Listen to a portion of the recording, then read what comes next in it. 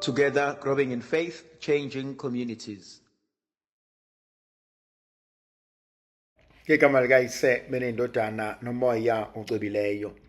I'd like us to reflect on the Gospel of Luke chapter 19 verses 41 to 48. Luke chapter 19 verses 41 to verse 48. But before reflecting on that, yesterday many churches, many mainline churches were celebrating Pentecost. And obviously the reading was absolutely powerful. Well, all of them were absolutely powerful. But just one simple word I just want to share that came from the Gospel of John chapter 20. Jesus walking into a closed room. uJesu wangena la babehleli khona bezivalele ngenxa yokwesaba. Jesus walked into a closed room, and where they were sitting, because they were scared, uJesu wangena la babehlezi khona ngenxa yokwesaba. And I just want to say it with that word. Ngifuna ukuthi uNkulunkulu uyakwazi ukungena nala mina nawe sesaba khona. uNkulunkulu uyakwazi ukungena la mina nawe sesaba khona. I just want to give you the assurance you are not alone. I want to give you the assurance uNkulunkulu uyakwazi ukungena la mina nawe sesaba khona. uNkulunkulu uyakwazi ukungena. Khona izinto mina nawe esizesabayo. Khona izinto mina nawe esiyinqenayo. Khona izinto mina nawe la sithi khona I don't have the strength to handle this. Khona izinto mina nawe where we say I don't have the energy to face this. Khona izimo mina nawe where we say I don't think how I can do this. Ngifisa ukuthi kuwena na kumina uNkulunkulu uyakwazi ukungena lapho thina esisaba ukungena khona. uNkulunkulu uyakwazi ukungena. God is able to walk into a closed room. God is able to walk into an enclosed environment. God is able to walk into a toxic place. God is able to walk into a place where you and I dare not walk. God is able. Ngiyafisa ungayikhohlwa leyo nkonzo. Sandwa sami, akukho la uNkulunkulu engangeni khona. Khona lo mhlabeleli obusisa impilo yami, Jesu langa lomphefumulo. Akumnyama nxa ukhona.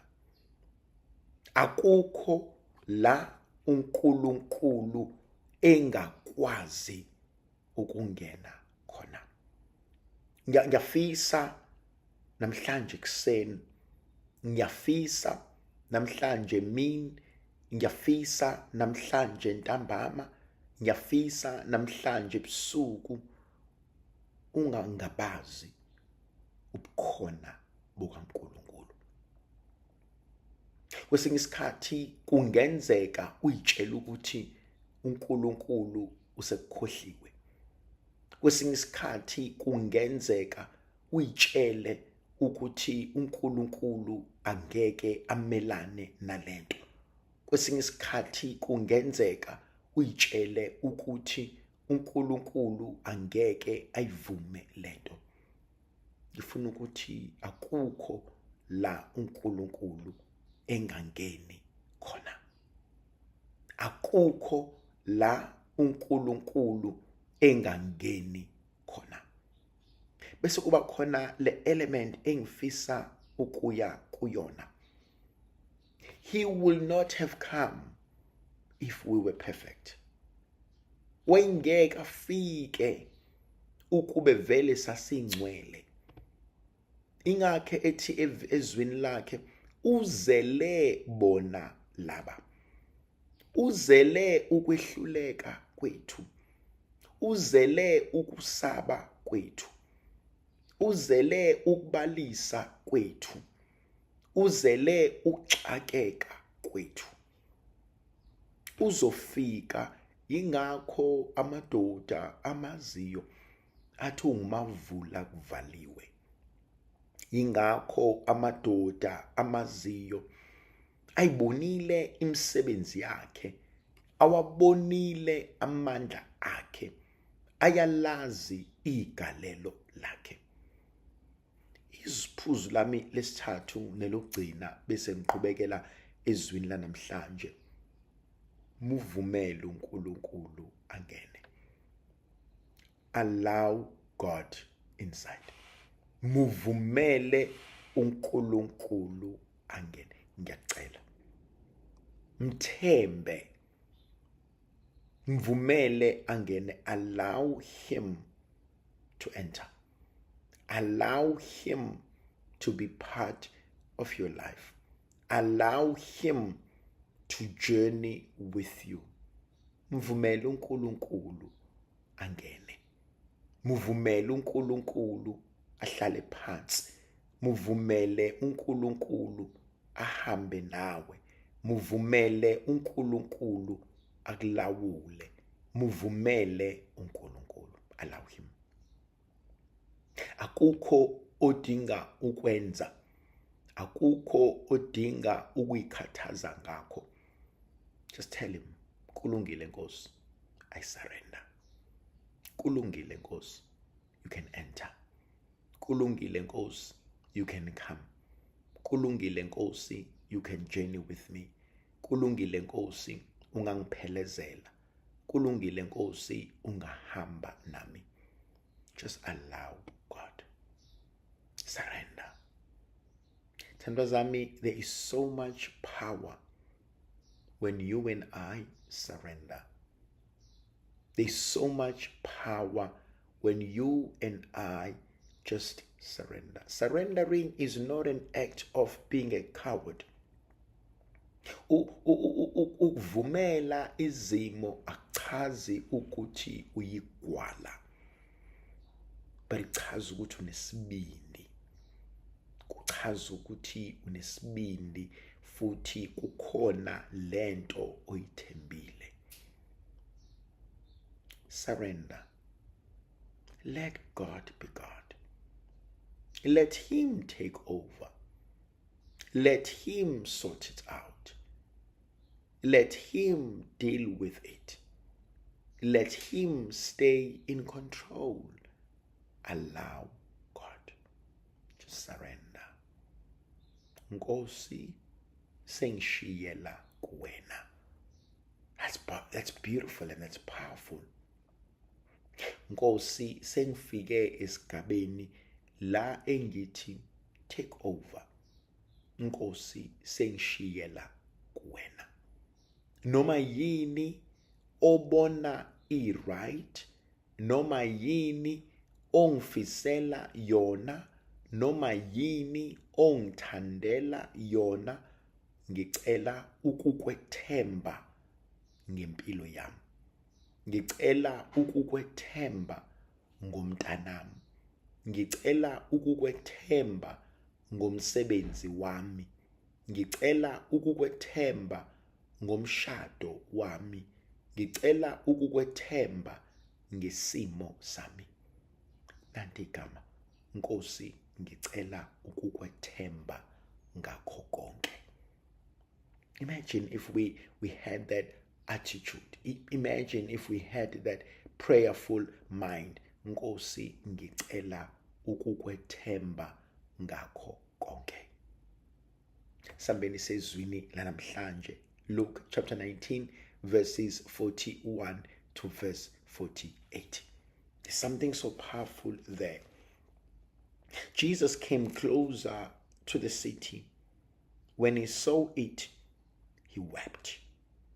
He wept over it, saying, if you only knew today what is needed for peace, but now you cannot see it. The time will come when your enemies will surround you with barricades and blockade you and close in on you from every side. They will completely destroy you and the people within your walls. Not a single stone will they leave in its place, because you did not recognize the time when God came to save you. That's a mouthful. Those 3-4 verses are a mouthful. The opening word for me, when he came closer and when he saw, he wept over it. That's the word for me. Wathi angayibona lendawo wakhala. Because he could see what they could not see. He could understand what they were failing to understand. He could foresee what life will become for them. And he says, if only you knew. If only you knew. Yabona ithandwa zami, khona igama lesiZulu elithi ubude abuphangwa. Kodwa kukhona lento ethi ngesingisi, if only you knew. Khona abanye abantu abathi, if I knew then what I know now, I would have done things differently. Ukube naningitshelile, ukube ngangazi, ukube angibanga nenkani, ukube ngalalela, ngabe isimo asinje. Ngabe mhlambe ngenza izinto ngokuhluka. Kunaleli gama engifisa ukuhlala kulona kancane. Ukuthi in verse 41 and 42, Jesus came closer, and when he saw, he wept over it. Ukuthi uJesu uyakwazi ukusondela. Uma sesondele eduze kwento ebese yayinuka, ebese yaqonda, ebese yakhala. Athi hey, ukube lo muntu uyazi ngaba kayenzi lento ngalendlela. Kukhona la ithandwa zami evangelini lika Johannes chapter 4, athi uJesu kowesifazane waseSamaria athi ukube bewazi ukuthi ubani ocela amanzi, ukube bewazi ukuthi ubani ohleli phambi kwakho, ukube bewazi ukuthi ubani omfaka endlini yakho, ukube bewazi ukuthi ubani oshada ingane yakho, ukube bewazi ukuthi ubani ozogada abantwana uye emsebenzini, ukube bewazi ubani omletha ekhaya ezokhanda umpompi, ugesi, amanzi, ukube bewazi ukuthi ubani noma hlobo luni lamakhelwane ofikile, ukube bewazi ukuthi le ndawo oyithengayo injani, ukube bewazi ukuthi le moto osuyithengile injani, ukube bewazi ukuthi le nkano idalayo izokwenzelana, ukube bewazi ukuthi lo msebenzi owukhalela kangaka uzokwenzani, ukube bewazi labangane obalwela kangaka bayogcina bekwenzeni. Lithi igama engicela ungibhalele lona, ukube bengazi. My God, if only I knew. ukube bengazi. Hey, ngabe izinto zihlukile. Ukube bengazi. If only I knew. Ukube bengazi ngaba ngixabananga nomndeni wami over you. Ukube bengazi ngaba ngimcelanga uNkulunkulu for lo msebenzi. Ukube bengazi ngaba ngikuthathanga ngazokuhlalisa nabantwana bami. Ukube bengazi ngaba ngivumanga ukushada ngayohlala kini.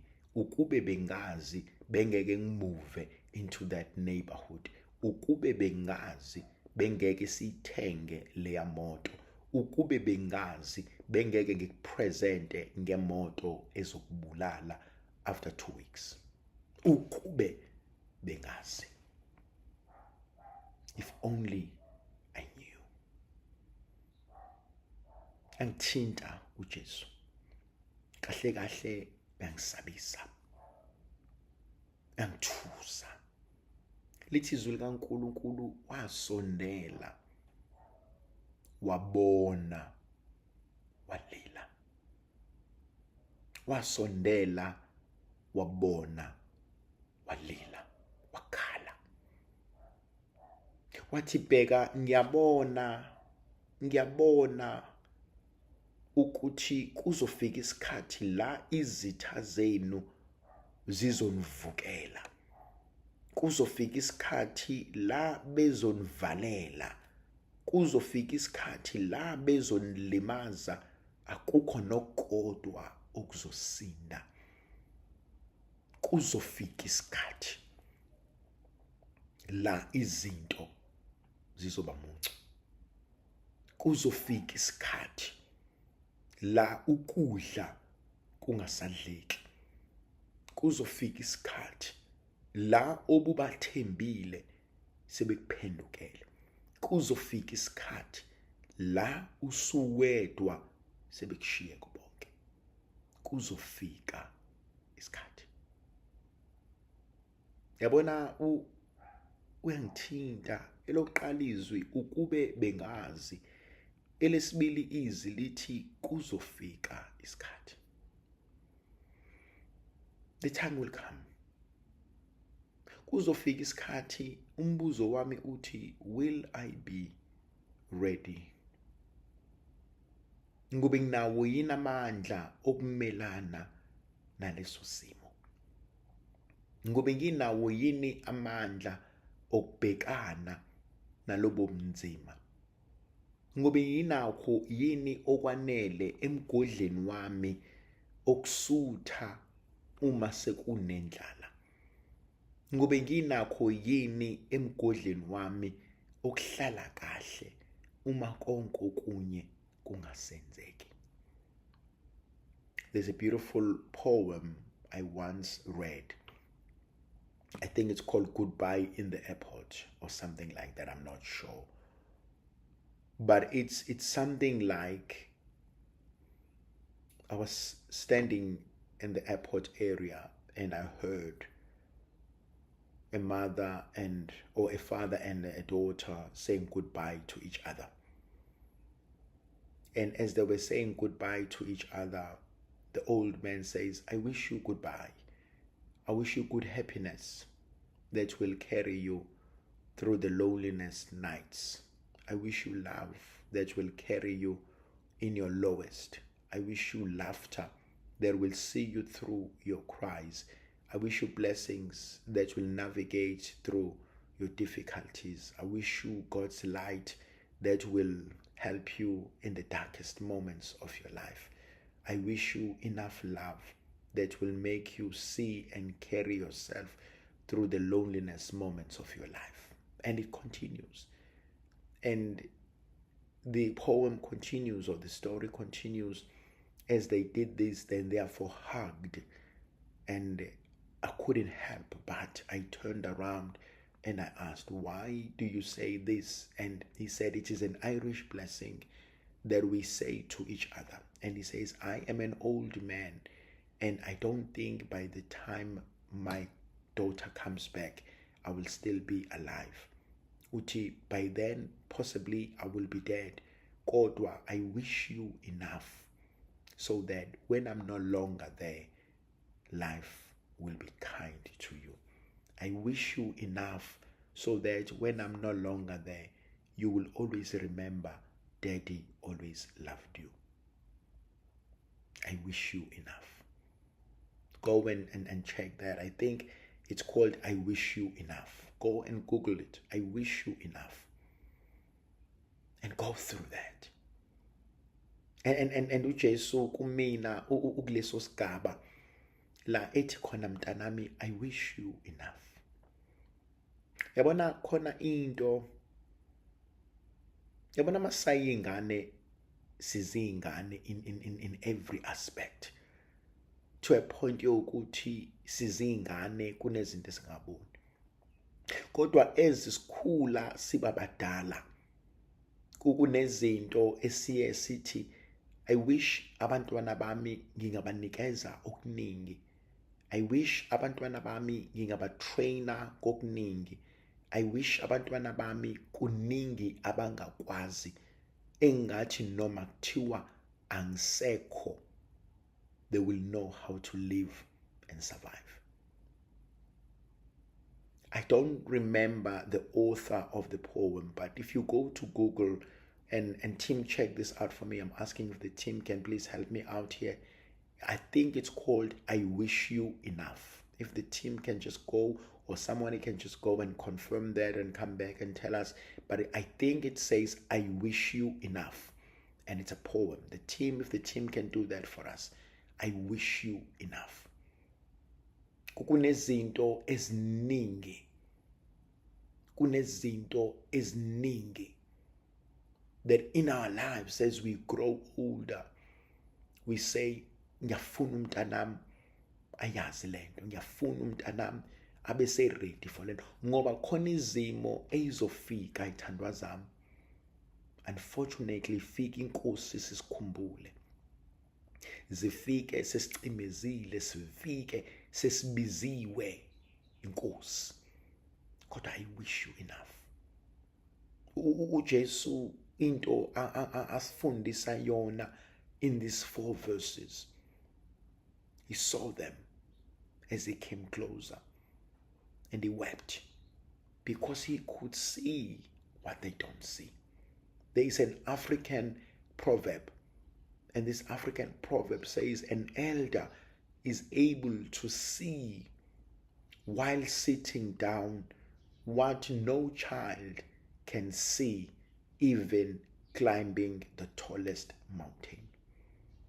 Kunezinto njengomuntu omdala ozibonayo. Kunezinto njengomuntu omdala ozaziyo.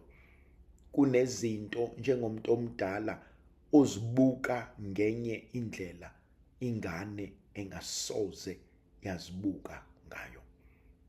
Yabona kunezimpi mhlawumbe othola ukuthi wawuzilwa usemncane. Kunezimpi mhlawumbe othola ukuthi wawuzilwa usakhula.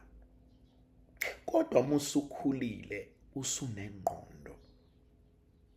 Khona ezinye izimpi ekumele zikushayisa amahloni. Khona enye i-lifestyle ekumele ikushayise amahloni. Okay, thank you. I think they say the author is Bob Perks. Thank you.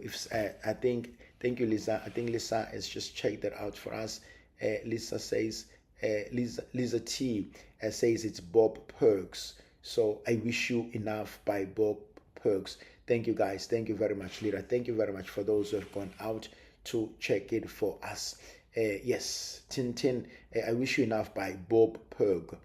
So yeah, so please do check that out. Thank you, Tim. Thank you, guys. Thank you, Tim. I Wish You Enough by Bob Pergs. I like that. Perks, P-E-R-K-S, Bob Perks. So yeah, I Wish You Enough. Thank you, guys. Thank you for that. For those who want to listen to that, don't take it. Read it. Meditate on that. Meditate on that poem. It's absolutely mind-blowing. It's perfect. Actually, I'm going to ask the team if they can take that poem and if they can send it to the channel. Tim, if you could send the poem to the channel, please, so that people have access to it. If you can please send it to the channel, then we can access it from there. Now, they will completely destroy you and the people within your walls. Not a single stone will they leave in its place, because you did not recognize the time when God came to save you. Ngifuna ukuthi they will leave no stone unturned. They will destroy everything. Kukhona uhlobo lwabantu olunjalo, olungafuni ukushiya noma yini enhle iqhubeka. Kukhona uhlobo lwabantu olunjalo, olungafuni ukushiya noma yini enhle iqhubeka. I was talking to a good friend of mine, and we were reflecting on something so deep and so powerful, and wankumbuza a beautiful song by Joe Thomas. I want to know what makes you sad. I want to know what makes you cry. And in that moment, I came to a greater realization. Khona bantu abanjalo. I want to know what frustrates you, not because I want to alleviate that pain, not because I want to save you from that, but so that ngizokwazi ukufaka isilonda, ngifaka usawoti phekwaso. Ingakho ngithi mina ithandwa zami, akuve kubalekile ukuthi ukhala kubani. Akuve kubalekile ukuthi ukhulumani nobani. Akuve kubalekile ukuthi ungahambi uyiphonsa nanoma ikephi. Kunabantu wena ongazitshela ukuthi balana ukuze bakusize, balana ukuze bakuthwale, balana ukuze bakweseke, balana ukuze nikhulise abantwana, nifundise abantwana, nihlale ngokuthula, and only to realize, no, inkonzo yabo ukufaka usawoti. And that's something so powerful and yet so sad and so evil. Kunabantu abathola ipleasure ukuthi ingane zakho ayisebenzi. Uthi ngenze umzekeliso. Are you aware ukuthi kunabantu abahlezi bebuza, how usibanibani akakasebenzi namanje? Hayi cha, akakasebenzi. Hayi kuzolunga ntombazane, khuleka nje, siyakhuleka. Ubositshela uma kukhona into ayizamayo, khona nathi siyombeka emkhulekweni. And nawe ngoba uyakholwa, ayikulungile masibanibani, ayikulungile sithandwa sami, ayibo kunento evelayo phela, nike nikhulekise umntanami, ayibo kunento evelayo phela, nike nisisize, ayibo kunento abafuna ukuyizama, makhosikazi omkhuleko, anike nihlale kanye nathi nisisize nisikhulekise. Ngicela ukubuza, angisho ukuthi lento yenzeka njalo, kodwa iyenzeka. Have you ever noticed ukuthi every time uyocela abantu bakusize ngomkhuleko, uyocela abantu bakusizele ingane yakho ngomkhuleko, obese kubonakala engathi sekuzoqala sekuyaqhuma, kuvetane kushabalale, bese uyazibuza, bese uthuka uNkulunkulu, ebese uyitshela ukuthi hey, mina izinto zami azilungi, ebese ethi uNkulunkulu, inkinga yakho sibanibani, ngithi makhonto engifuna ukwenzela yona, wena uhamba uyotshela labantu. Ingakho kubalekile ukuthi abanye abantu abangazi ukuthi kunomsebenzi owubhekayo. Abanye abantu abangazi ukuthi kunebhizinisi oliqalayo. Abanye abantu abangazi ukuthi nizama ukuba nenze umuzi, nenze umndeni. Abanye abantu abangazi ukuthi uyakha emakhaya. Abanye abantu abangazi ukuthi ingane izograduate. Abanye abantu abangazi ukuthi uzothenga imoto entsha. Khona abanye abantu it is good enough for them ukuthi bazi ukuthi nawe uxakeke njengabo.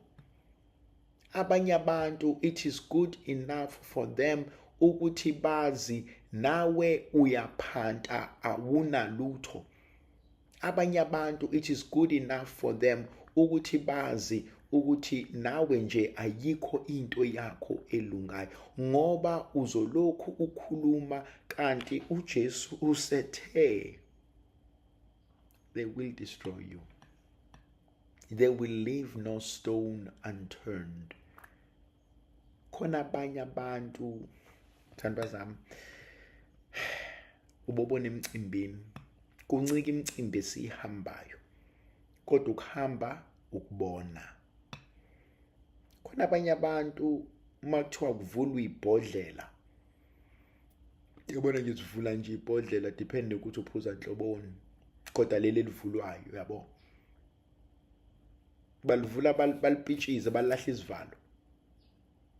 Why? Kufanele kuphele lobutshwala, simenyiwe la ekhaya, lobutshwala bethu kufanele kuphele. Khona eminye imizi othi mufike wabeka ukudla, wabeka utshwala kuningi, bazodla badle babonga abanye hayi sesanele sengathatha niphinisele emuva. Khona kweminye imizi obeka utshwala badle hayi babona ukuthi kusakuningi bayisize bona bapakishe. Angifuni ukuthi bantshontshe, ngifuna ukuthi bapakishe. Khona eminye imizi othi usabeka nje uthi before badle nabanye sebeyahlukaniselana, hayi wena hayi kweni lokho bona sebeyafihla ke manje. Hawu uyabuya after 5-10 minutes ekuphele konke. Hawu abanye bathi hayi adlanga laba bathathile. Abantu behave differently uma bebona izinto. Now awekho ama-regulations mawumema abantu ukuthi ngimema abantu abanozwelo, abanothando, abanomnako, abakwazi ukuphana, abakwazi ukudla bashare. Umema wonke umuntu wena umema. Futhi akekho umuntu othi mase efikile axoshwe emcimbini unless mawukuthi ngempela awusazi isintu. Kodwa ngifuna ukuthi nasempilweni siyahlangana nabantu abanjalo. Nasothandweni siyahlangana nabantu abanjalo. Nasemshadweni siyahlangana nabantu abanjalo. Nasemsebenzini siyahlangana nabantu abanjalo. Nasenkolweni siyahlangana nabantu abanjalo. Thandwa zami angintshontshwa nje utshwala kuphela. Namakholwa ayawantshontsha ama-drinks. Namakholwa ayawantshontsha amakhekhe. Namakholwa ayangitshontsha ukudla. Bonke abantu bayakwazi ukwenza okushayisana ngamahloni. So kodwa ngifuna ukuhlala kona kabuhlungu ukuthi kunabantu abajabulela ukukubona ungaphumeleli. Kunabantu abajabulela ukubona abantwana bakho bengaphumeleli. Kunabantu abajabulela ukukubona ukuthi ayikho into enhle elungayo. Thandwa zami singaze siye kude sitshela ukuthi ngcono umuntu ahlale ekhaya. Kwesinye isikhathi labantu engikhuluma ngabo engihleli nabo endlini. Kwesinye isikhathi labantu engikhuluma ngabo engigudle nabo esibelethweni. Kwesinye isikhathi labantu engikhuluma ngabo abangizalayo. Kwesinye isikhathi labantu engikhuluma ngabo abazalwa yimina. kwesinye isikhathi labantu engikhuluma ngabo, engithandana nabo, engishade nabo, ibona abangafuni ukungibona ngiphumelela. Thandwa zami, umuntu akavamile ukushawa umuntu okude naye. Umuntu uvama ukushawa into eseduze kwakhe, umuntu aseduze kwakhe, umuntu owazi izinto zakhe, umuntu abekade emthembile. Uvame ukushawa umuntu onjalo. Kukancane la uzoshawa umuntu ongamazi. Kukancane la uzoshawa umuntu enihlangane naye ngendlela. Asihambe thandwa zami, verse 45. Then Jesus went into the temple, and he began to drive out the merchants, saying to them, "It is written in the scriptures that God said, 'My temple will be called a house of prayer,' but you have turned it into a hideout for thieves." Kunale nkonzo engifisa ukuhlala kuyona kancane. uJesu wathi esuka lapho wangena ethempelini, wathi mefika wabaxosha. Ngobani? Indlu kaBaba yindlu yomkhuleko, kodwa nina seniyenze umhume wabaphangi. You must never be afraid of cleaning out. You must never be afraid of cleaning out. Ungesabi. Musa ukusaba uklina. Ungesabi. You must never be afraid of cleaning out. Uma kwenzeka uzizwa uncomfortable, uma kwenzeka uzizwa ungasekho right, you must never ignore that feeling. Ngicela ungibhalele phansi leli gama. Energy does not lie. Energy does not lie. Uma uzizwa kukhona into engahlangani, energy doesn't lie. Uma uzwa ngathi khona into engathi ncamncam, uma uzwa ngathi khona into engashayi khona, just remember, energy doesn't lie. Khona abanye abantu abashayekayo, uthi musukhuluma naye umuzwe ethi yazi kodwa ikhona into nje ethe mina ikhona engahlangani la, ngayiziba. Don't. Ungazibi. Energy doesn't lie. Khona abantu ozohlangana nabo uzwe ukuthi khona into engayizwa kahle, angazi yini, kodwa khona into engayizwa kahle. Khona indawo uthi muya kuyona uzwe kahle ukuthi khona into engayizwa kahle la. Phuma engathi uyochama, phuma engathi khona uyombheka, phuma engathi uyabuya, phuma. You know, uNkulunkulu kaningi uyasinika amathuba ukuthi hayi mntanami suka la. Ithina esenza ngenkani, ithina esitshela ukuthi hayi kusazolunga, ithina esitshela ukuthi hayi bekezela, ithina esitshela ukuthi hayi uya over exaggerate, ithina esitshela ukuthi hayi uya overthinker.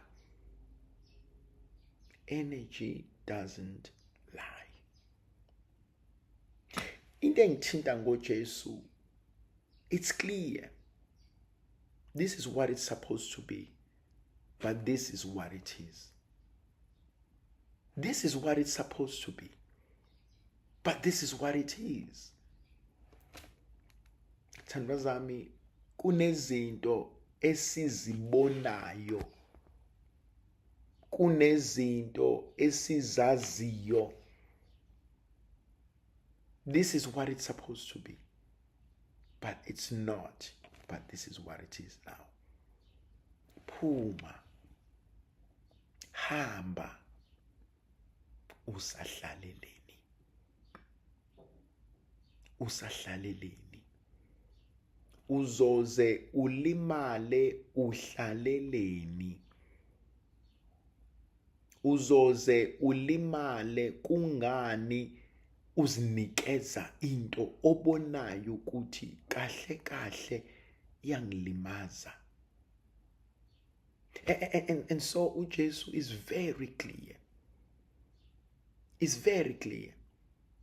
My Father's house shall become a house of prayer, but you have turned it into the hideout for thieves. My home is supposed to be a place of peace, kodwa wena njalo uhlezi unomsindo. My home is supposed to be a place of love, kodwa njalo sihlezi siqula amacala. Energy doesn't lie. Leli khaya fanele kube ikhaya lothando, lokuthula, lomusa, kodwa sihlezi sithetha, sixabana, sikhala kunomsindo. That's not life. Akuyona into that I signed out for. Akuyona into engathi ngifuna mase ngimdala ngiphila impilo nje. Yabona ithandwa zami, abanye bethu come from ama backgrounds where sabona sibancane ubaba noma uanti nomalume, sabona senza ama decisions ukuthi ayi mina mase ngimdala angifuni ingane zami zi experience lento. Mina mase ngimdala angifuni ingane zami zibone lento.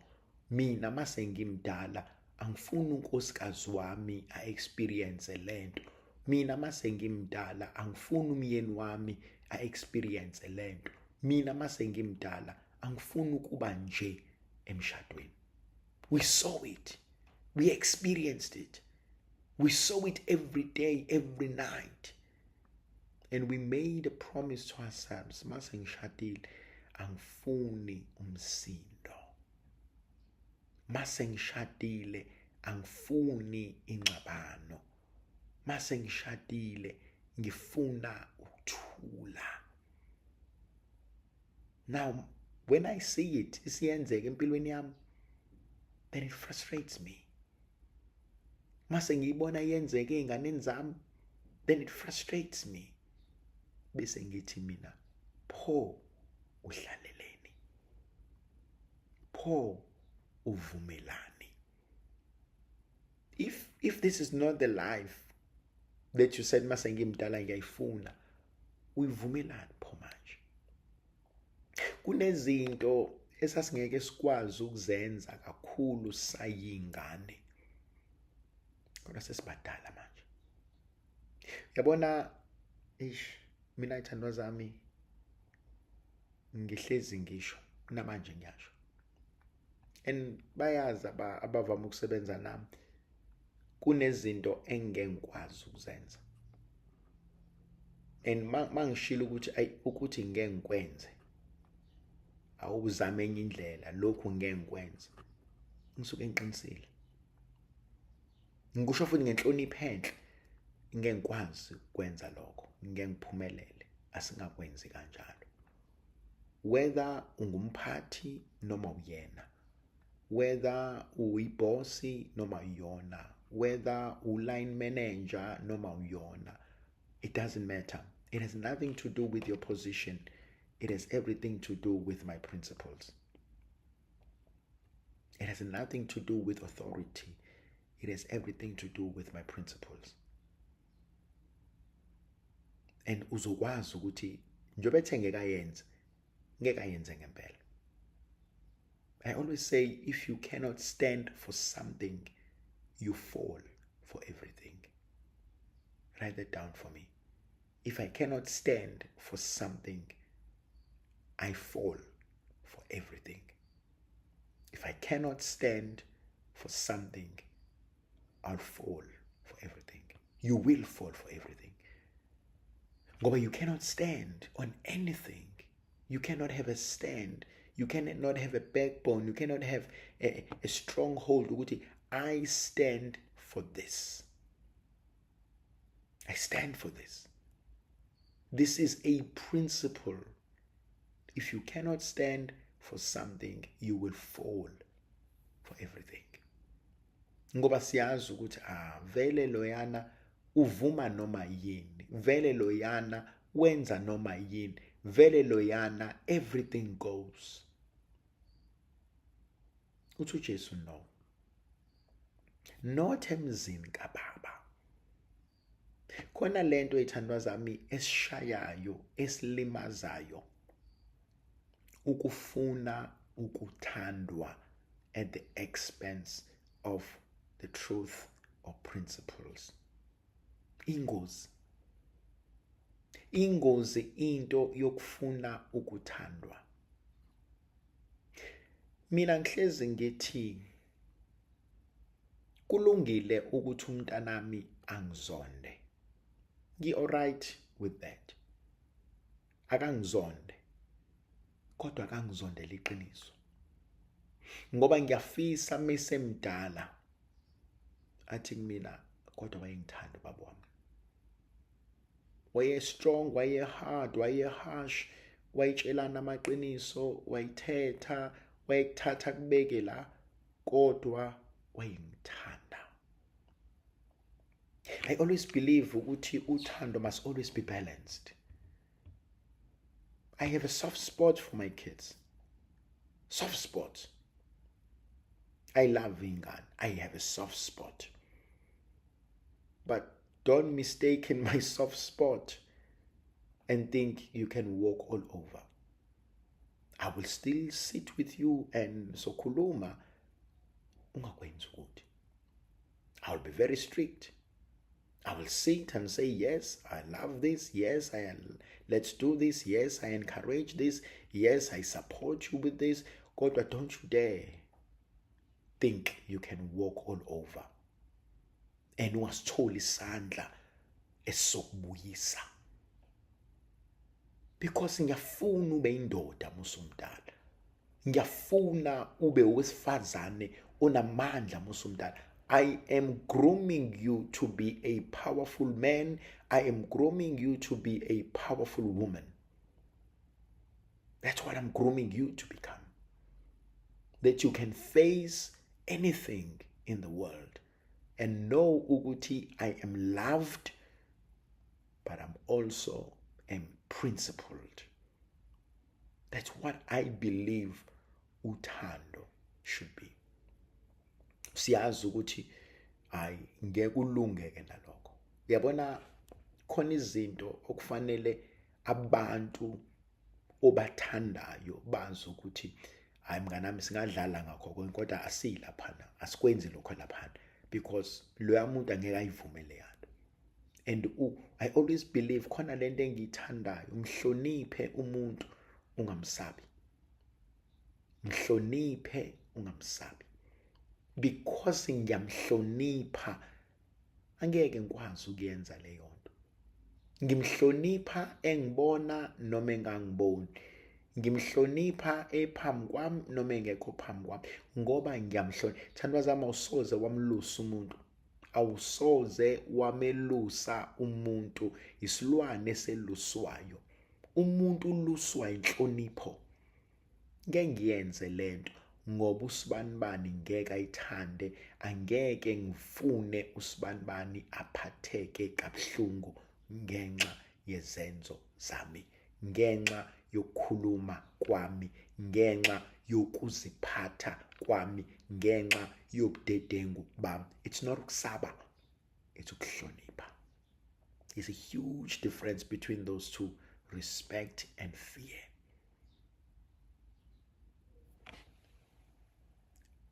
Uthi uJesu uma esefuna ukubaxosha,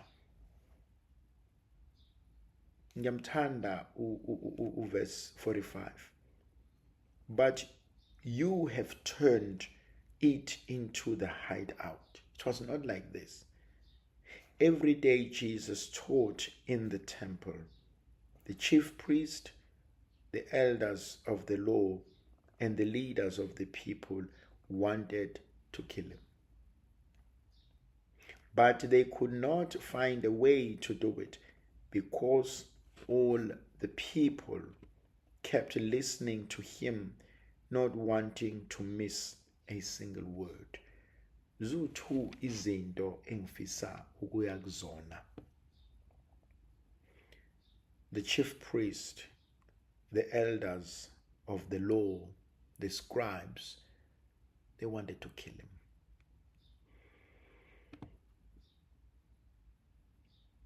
Abanye abantu bazofuna ukukubulala. Abanye abantu bazofuna ukukudestroya. Not because you've done wrong, because you're good. Kunabantu abazofuna ukukudestroya, not because you've done wrong, but because you're so good. It's something that we sometimes don't see, don't reflect on. Kunabantu abazofuna ukukudestroya. Akukho kubo benzile kubona. Akukho. Singavika nje sithi hayi lona ukuthi nje na hayi lona ukuthi no. Thandwa zami, we know this experience. I mean, kunomuntu ongakufuni from the word go. Ebesefuna into azobambelela kuyona. Hayi ukuthi nje vele lo uyayitshela. Hayi kunje lona u-arrogant. Hayi kunje lona une-pride. Hayi kunje lona aveje. No, ufuna into azobambelela kuyona to justify, to rationalize on ama-emotions akhe. Akafuni uku-admita ukuthi angimfuni usibanibane because uso good. Angimfuni usibanibane because uso intelligent. Angimfuni usibanibane because unje. No. Uyakwazi lokho kuyiqiniso kodwa ukuze ayijustifye engqondweni yakhe why ekuzonda kanje, akakwazi ukuthi ukuzonda ngoba you are so great than yena. Akakwazi ukwenza lokho. And so uzofuna into ezojustifya inzondo yakhe, ngeke ayibize ngenzondo. Uzonje ave ngicika lowo, ave nginyanyisa lowo. Ngobani? Ngiyayithi mina awuye kulabantu abasizonda kangaka. Awuye kulabantu abangakufuni kangaka. Awuye kulabantu abangayifuni ingane yakho. Awuye kulabantu abangamfuni umyeni wakho. Awuye kulabantu abangamfuni unkosikazi, abangamfuni umfowenu, abangamfuni udadewenu, abangamfuni uma wakho. Awuye kubona uthi ngiyakuzwa kodwa yini lengaka akwenze yona? Ukwenzeni? Hayi kunje lona akave ngabingeleli. Hawu, usungamzondela ukuthi akabingeleli. Hayi kunje lona njalo emeshanela izibi zakhe uyithela la ekhaya. Usungamzondela lokho. Ngempela makuthiwa uyamzonda ngendlela omzonda ngayo. Umzondela ukuthi akabingeleli. Umzondela ukuthi izibi zakho uyithela la ekhaya. Umzondela ukuthi masiqhamuka uyasibuka uyasihlinela. Yini lengaka? Yini lengaka omzondela yona? Yabona ithandwa zami, mangasana uphike nabantu abangakufuni usanganelwa ikhanda. Mangasana uphike nabantu abakuzondayo uyosanganelwa yikhanda. Kunabantu abangeke bakufuni, abangeke bakuthande. Yabona futhi mangasana uphike nabo uzohlanya. Uzohamba uye eNapier Center, usuhlanya ngekhanda. Behlala eFort Napier wena uyagula. Bayeke ngobani? Bayazi bona indaba bekuzonda. Bayazi bona indaba bengakufuni. Bayazi bona indaba behlezi bekhuluma ngawe. kunento enye engifisa ukuyisho. Akekho umuntu up to date ngempilo yakho than umuntu okuzondayo. Angibhalela phansi leyo nto uma uzokwazi. Akekho umuntu up to date ngempilo yami than umuntu ongizondayo. Ave be up to date ngempilo yakho labo bantu. Why? Bahlezi belawo khona. Bahlezi bazi ukephi, unobani, wenzani. Akekho umuntu up to date ngempilo yakho than umuntu okuzondayo. Uyabona labo bantu ungathola ukuthi wherever you are bakhona. Mangebona banabantu babo abathumelayo.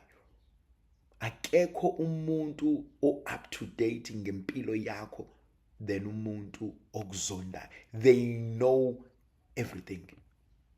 Ba up to date laba bantu ngempilo yakho. Why? Bakuzonda. Kodwa abakwazi ukuadmita ukuthi kahle long is ngimzonda kangaka. It's because she is so great.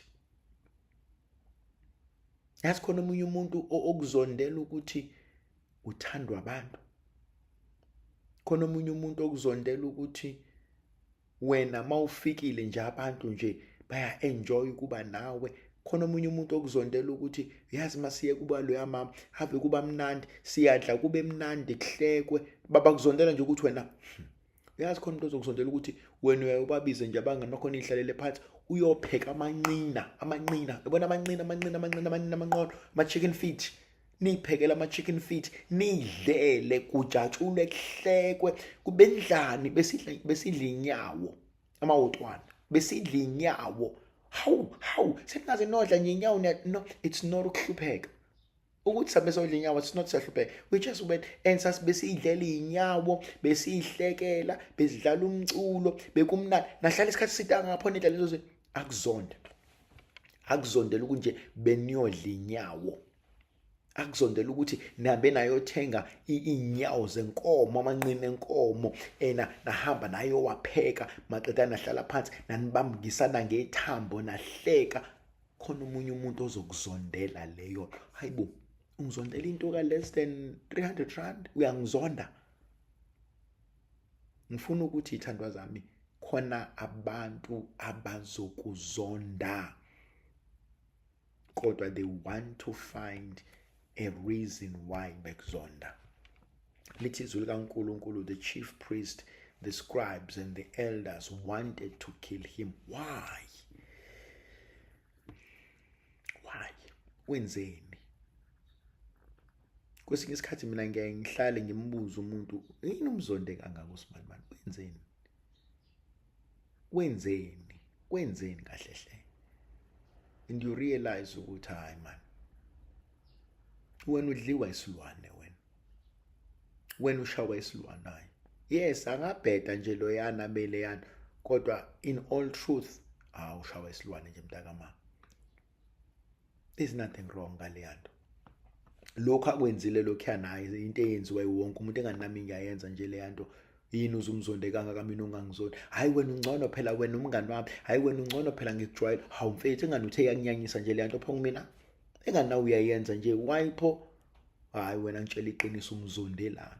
Hayi phela ave ngcono ke. Hayi phela unemali. Hayi busanda qala emsebenzini wena, kodwa usunemoto enjena. Usanda qala emsebenzini wena, usuhamba ngento enjena. Usanda qala emsebenzini wena, usunomuzi wena. Hayi bo kade saqala nasinakho ukuthi wena usuno thandwa zami. Abantu laba bazokuzonda ebese befuna i-reason abazoyitshela abantu eyamanga. Bazokuzonda bese befuna i-reason abazoyitshela abantu eyamanga. Izwi lami lokugcina lisimple, but they could not. They could not find a way. Akavumi ngathi uNkulunkulu. uyanqaba ngathi uNkulunkulu ngeke bakuthole, kodwa uNkulunkulu akavumanga. Write that down for me. Kodwa uNkulunkulu akavumanga.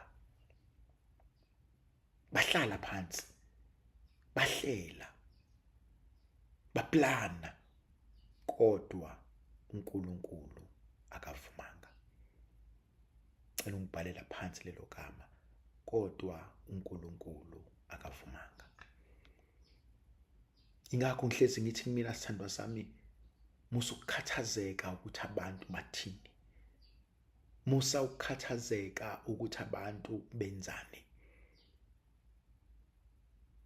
kodwa uNkulunkulu akavumanga. Kodwa uNkulunkulu akavumanga. And kumina that becomes a place of great comfort. Sebekwenze konke, sebekhulume konke, sebehlele konke, kodwa uNkulunkulu akavumanga. Ngeke avume uNkulunkulu ngawe. Ngeke uNkulunkulu akudedele unwephuzwe izinja ekhona. Ngeke uNkulunkulu avume ngempilo yakho. Ngeke, ngiyagaranta ngalokho. Ngeke uNkulunkulu avume ngawe. Kodwa uNkulunkulu akavumanga. Kukona konke, yabona, ngifuna noma kuthiwa usuyakhala, ngifuna noma kuthiwa sewulele phansi, ngifuna noma kuthiwa sewunabantu abaseduze kwakho, ngifuna emadlebeni akho uthi kodwa uNkulunkulu akavumanga. Ngiyafisa uhlale uthi noma kuthiwa sekwenzakala, noma ngathi uyithola usulele emgaqweni, noma ngathi uyithola usukhala etoilet, noma ngathi uyithola usukhala emotweni, ubona ukuthi eofisini badlala ngawe, boardroom bafuna ukukuxosha, imanager yakhe yakuhlukumeza. Ngifuna kodwa uyothi kodwa uNkulunkulu wami akavumanga.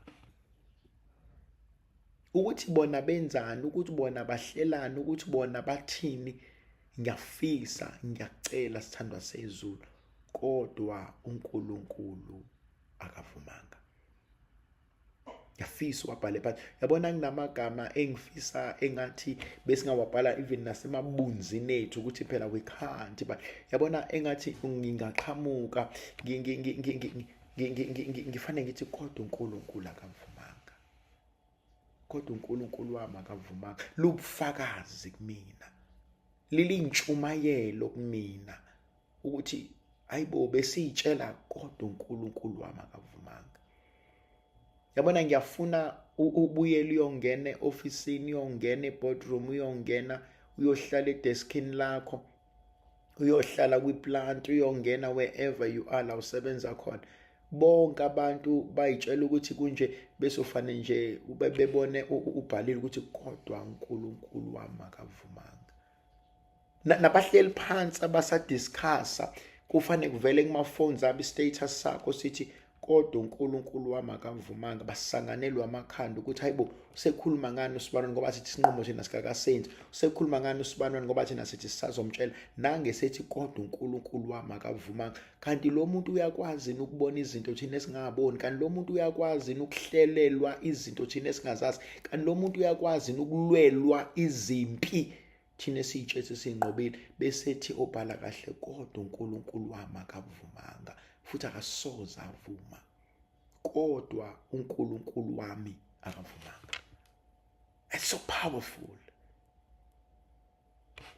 Lithi izwi likaNkulunkulu babefuna ukumbulala, verse 48, but they could not find a way to do it. Kodwa uNkulunkulu akavumanga. Bayitshela ukuthi sebeplanile, baneplan, baneroutine, baneroute, banayo yonke into, bayazi kuzosuka la kuze la, kusuke la kuze la, kusuke la kuze la. uyamazi uNkulunkulu awugijima ungiyele kuGenesis chapter 11, ubobuka uNkulunkulu ebaphambanisela amakhanda, basisanganisa amakhanda befuna ukwakha umbhoshongo oyeBhabheli. Umbhoshongo bafuna ukuthi uye ezulwini. Lithi izwi likaNkulunkulu wabaphambanisa amakhanda. Lithi izwi likaNkulunkulu waphambanisa iy'nkulumo zabo, bakhuluma into engasahlangani. Ngiyaye ngithi mina kwesinye isikhathi ubomsaba umuntu kaNkulunkulu, ngoba musukhulume kakhulu kungenzeka ukhulume bese bethi abantu wazi wayema usibanibani, kanti usushawa yizulu. Khona abanye abantu bebekhuluma bene-platform, bene-iye, benabantu ababalalelayo, kodwa ngokuqhubeka kwesikhathi bathinta abantu aba-wrong besithi useyahema, akasazizwa yini, useyahema.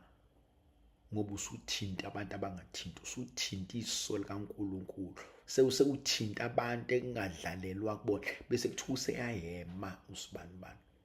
Lithi izwi likaNkulunkulu babefuna ukumbulala, kodwa they could not find a way to do it. Now khona okunye okungithintayo, because all the people kept listening to him, not wanting to miss a single word.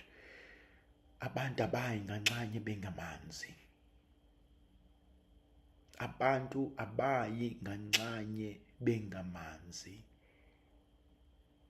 There were those who just wanted to hear and listen to the word. There were those who say, no. Asiboni ncala thina la. There were those who said, no, we want to hear this more and more. There were those who were saying, no, but it's lambile. There were those who were saying, but it's funukudla. There were those who were saying, but it's yaphila la. Sando sami, ngamzondi umuntu, ngoba khona abaphilayo ngaye. Ngamzondi umuntu, ngoba khona abamdingayo. Ngamzondi umuntu, ngoba khona abamile ngaye. Wena ungamzonda, kuwena angaba yikona konke onginendaba ngakho, kodwa khona abanye abantu ngaye bayambona uNkulunkulu. Ngaye izinto zabo ziyashintsha. Ngaye abantwana babo bayadla. Ngaye umndeni umile. Yena nguyise benendodana nomoya ogcebileyo.